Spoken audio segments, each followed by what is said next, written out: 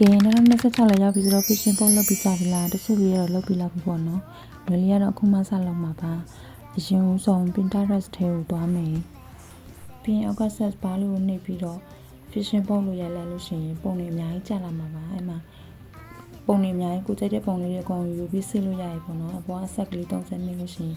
download image လို့ပေါ်လာမှာပါဆိုတော့ fashion post ကဘာလဲဆိုလို့ရှိရင်2026မှာကိုပြည့်စင်တဲ့ dream တွေအကုန်လုံးကို box ခုထဲမှာစုပြီးတော့ manifest လုပ်တာပေါ့နော်အဓိကကိုဖြစ်စတဲ့အရာတွေအကုန်လုံးကိုတစုတစည်းထားပြီးတော့တစ်ခုချင်းပြည့်အောင်လုပ်ရမှာပေါ့နော် printer ထဲမှာစိတ်ကြိုက်ပုံတွေစိတ်ပြီးဆိုရင်ကီလိုနှုတ်ထဲကိုသွားမယ်ပေါ့နော်အဲ့မှာစာမျက်နှာတစ်ခုယူပြီးတော့အဲ့ခုနကိုစိတ်လာတဲ့ပုံတွေအကုန်လုံးကိုယူပြီးတော့ collect လုပ်ရပါမယ်ပုံတွေအကုန်လုံးကိုစာမျက်နှာကျန်းသလားကိုကြိုက်တဲ့လိုပြောလို့ရပါတယ်ကိုစိတ်တိုင်းကြဖြစ်ပြီးဆိုလို့ရှိရင်စိတ်လိုက်ရင်ရပါပြီအခုကြည့်နေတဲ့သူတွေတဲမှာမလုပ်ရသေးတဲ့သူတွေရှိရင်လည်းလုပ်ကြည့်ပေါ့နော်ပြင်ကိုလောက်ထားတဲ့ပုံလေးတွေကနေမူတည်လို့ရအောင်ဖုန်းဝပိပတ်ထားတာပဲဖြစ်ဖြစ်အခန်းထဲကနေမှာ print ထုတ်ပြီးတော့ကတ်ထားတာပဲဖြစ်ဖြစ်ပေါ့နော်ကိုယ်အများကြီးမြင်တွေ့နေရလို့ရှိရင်လှုပ်ချင်စိတ်တွေဖြစ်ပြီးတော့တကယ်လှုပ်ဖြစ်သွားအောင်လို့မူတည်လို့ရအောင်လို့မြင်သားတဲ့နေရာလေးတွေမှာထားချကင်းလေးလေးကလှုပ်ပြီးတော့ပါပြီရှင်လှုပ်ပြီးရတဲ့လူရှိရင်လည်း comment မှာပြောခဲ့အောင်ပါ